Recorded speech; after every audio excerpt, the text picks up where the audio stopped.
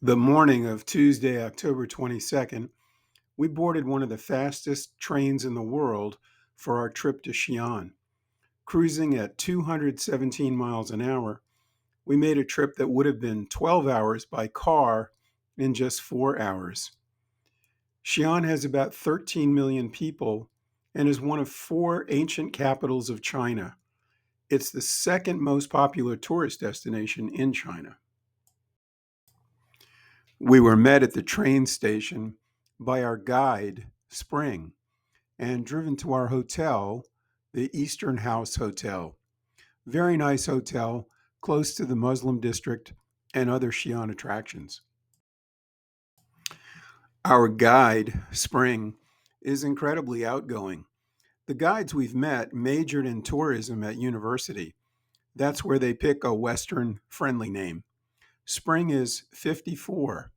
She spent some years leading tour groups throughout Europe.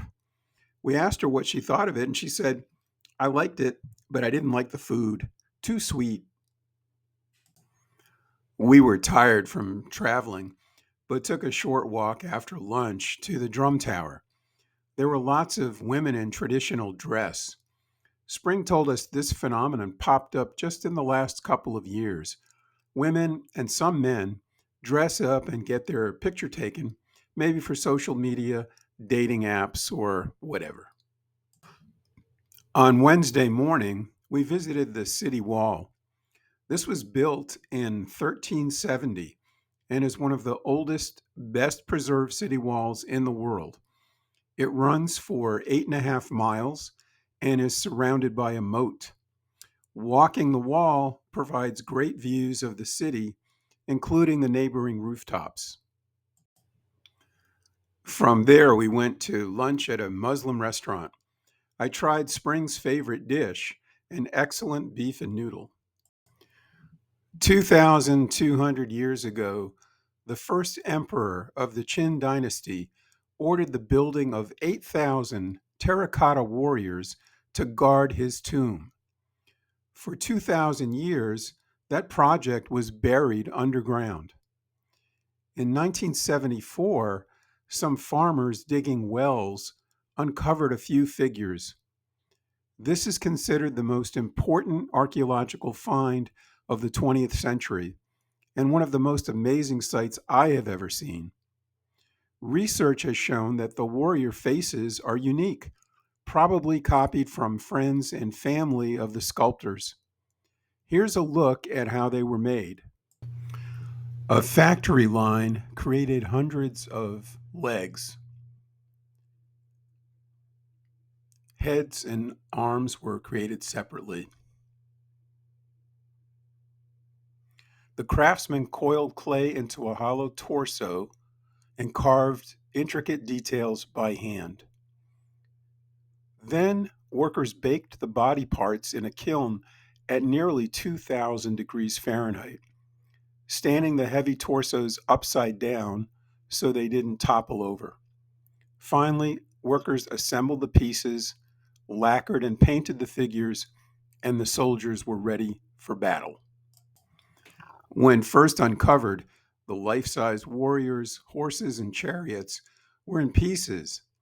Since 1974, there's an ongoing effort to reconstruct these figures from the pieces. A museum at the site shows some complete figures, which even retain bits of the original color. Next door, you can get your picture taken with fake warriors and one of the farmers who made the discovery. Leaving the warriors, we stopped at a tea room for a demonstration and tasting. Back at our hotel, we took a short walk to the bell tower. It's a magnificent building, especially lit up at night. There's a whole scene going on around it with lots of mostly women in traditional dress standing in front of professional lighting to have their picture taken. We stopped by a pastry shop on the way back. On Thursday, we visited the Big Wild Goose Pagoda. This was built about 1,500 years ago and now has 7 stories and is 210 feet tall.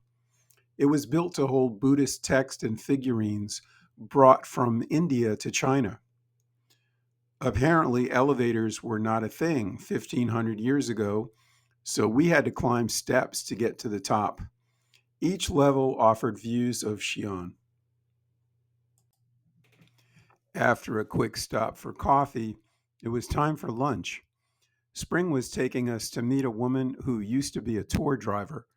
Her husband died 6 months ago of a heart attack at a young age. She has twins, both in school. They all live with her mother in law.